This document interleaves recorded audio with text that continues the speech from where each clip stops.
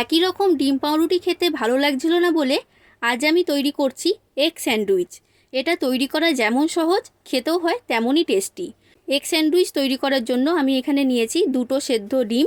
ডিমের কুসুমগুলোকে আমি বের করে নিয়েছি, আর ডিমের যে সাদা অংশটা রয়েছে এটাকে ছুরির সাহায্যে এই রকম ছোট ছোট টুকরো করে কেটে নিয়েছি। এবার একটা কাঁটা চামচের সাহায্যে ডিমের কুসুমটাকে আমি ভেঙে নিয়েছি। এবার এর মধ্যে দিয়ে দিলাম লবণ স্বাদ অনুযায়ী আর অল্প পরিমাণে গোলমরিচের গুঁড়ো। এরপর দিয়ে দিলাম 2 চামচ মেয়োনিজ। সব কিছুকে ভালো করে আমি মিশিয়ে নিয়েছি। এবার ডিমের সাদা অংশটাও এর মধ্যে দিয়ে ভালো করে মিশিয়ে নিলাম। এরপর নিয়েছি পাউরুটি। পাউরুটির ধারগুলো কেটে মাঝখানে শুধু সাদা অংশটা নিতে হবে। এবার পাউরুটির মধ্যে তৈরি করে রাখা ডিমের মিশ্রণ আমি দিয়ে দিয়েছি। এবার উপর থেকে ছড়িয়ে দিলাম অল্প পরিমাণে চিলি ফ্লেক্স, আর এক পিস পাউরুটি দিয়ে এটাকে ঢাকা দিয়ে দিলাম। তৈরি হয়ে গেল এগ স্যান্ডউইচ। এভাবে বানাবেন আর জানাবেন কেমন লেগেছে। ভালো লাগলে লাইক, শেয়ার, কমেন্ট আর চ্যানেলটাকে সাবস্ক্রাইব করে দেবেন। টাটা।